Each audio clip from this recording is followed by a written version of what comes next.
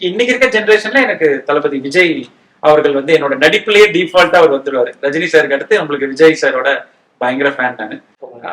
ஆக்சஸ்ல சிலதெல்லாம் பாத்தீங்கன்னா அந்த காலர் தூக்குறது ஆட்டோமேட்டிக்கா, ஏன்னா அது கான்டெம்பரரின்னு சொல்லுவாங்க. நம்ம வாழும் காலத்தில் சக நடிகர் ஒருத்தர ஒரு மனிதரையோ சக நடிகரையோ பார்த்துட்டே வரும்போது என்னோட கான்டெம்பரரி ஹீரோ வந்து கண்டிப்பா விஜய் சார் தான். உங்களுக்கு நீங்க ரொம்ப ரசிச்சு பாக்குற ஹீரோ வந்து விஜய் சார். ஆமா, நிறைய படங்கள்ல வந்து எல்லாத்தையும் எல்லா ஃப்ரேம்லயும் பார்த்துட்டு இருக்கிறது ரஜினி சார்.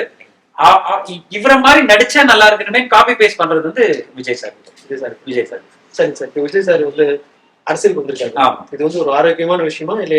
உங்களுக்கு சில பேருக்கு சில கருத்துக்கள் இருக்கலாம். எனக்கு வந்து ரொம்ப வருத்தமா இருக்கு படத்தில் நடிக்கல, அவர் தொடர்ந்து படத்தில் நடிக்காம அரசியலுக்கு போனது வருத்தம் அப்படின்றாங்க சில பேர். நீங்க எப்படி பாக்குறீங்க சார்? சார், ரசிகனா பார்க்கும்போது ரொம்ப வருத்தத்துக்குரிய விஷயம் தான்.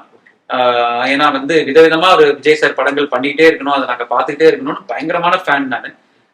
சோ ரசிகனா பார்க்கும்போது அது ஒரு அடிப்படை ரசிகனா வருத்தமான விஷயம் தான். ஒரு சிட்டிசனா பார்க்கும்போது என்ன தோணுதுன்னா, இவர் வந்து நல்லது இன்னும் பெட்டரா ஏதாவது பண்ணுவாரா? ஏற்கனவே பண்றவங்க நல்லா தான் பண்ணிட்டு இருக்காங்க, அதனால ஒன்னும் மாற்று கருத்துக்கு ஒன்றும் வேலை இல்லை. பட் இவர் வந்து அவங்கள விட பெட்டரா ஏதாவது பண்ணுவாரான்னு ஒரு எதிர்பார்க்கக்கூடிய ஒரு சாதாரணமான ஒரு குடிமகனா எனக்கு அந்த எதிர்பார்ப்பு இருக்கு சார். சரி, சோ ரசிகனா பார்க்கும்போது ஏமாற்றம், குடிமகனா பார்க்கும்போது எதிர்பார்ப்பு.